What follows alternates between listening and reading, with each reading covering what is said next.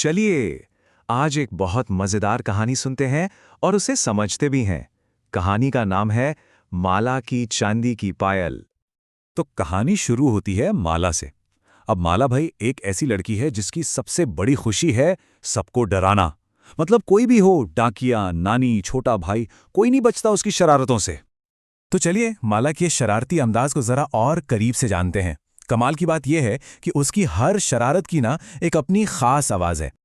जैसे मान लीजिए बिल्ली को डराना है तो वो क्या करेगी, एकदम दबे पांव पीछे जाएगी और हुश, बस बिल्ली तो गई।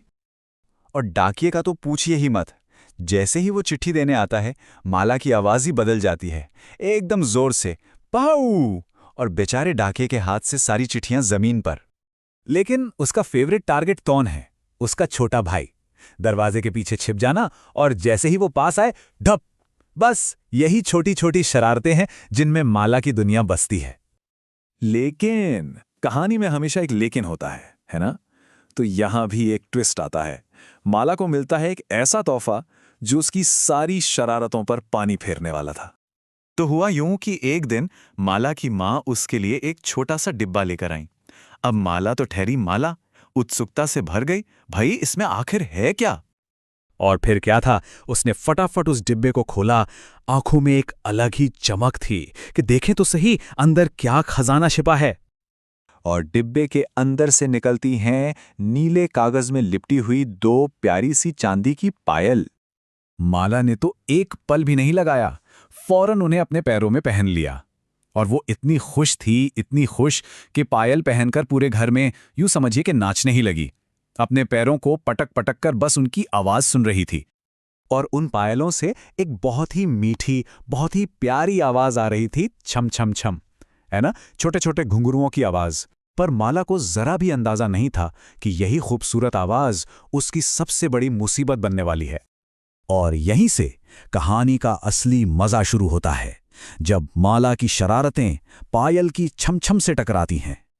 तो अगले दिन माला अपने पुराने काम पर लगी, बिल्ली को डराने गई।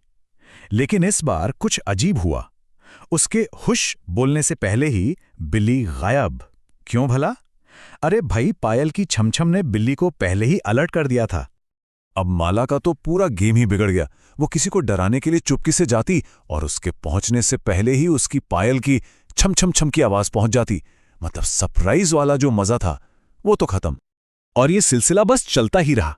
डाकिये को भऊ बोलती तो वो पहले से ही तैयार मिलता। छोटे भाई को धप करने जाती तो वो पायल की आवाज सुनते ही भाग जाता। माला की हर कोशिश नाकाम हो रही थी। तो हुआ ये कि अब माला किसी को डरा ही नहीं पा रही थी। सोचिए, उसकी जो सबसे बड़ी खुशी थी वही उससे छिन गई थी। बेचारी बहुत परेशान हो गई। तो अब सवाल ये है कि जब माला की प्यारी पायल ही उसकी शरारतों की दुश्मन बन गई तो उसने क्या किया होगा? कोई अंदाजा? जवाब बहुत सीधा सा है। उसने अपनी चांदी की पायल उतार दी। बस अपनी शरारतें वापस पाने के लिए उसने उस खूबसूरत तोहफे को एक तरफ रख दिया।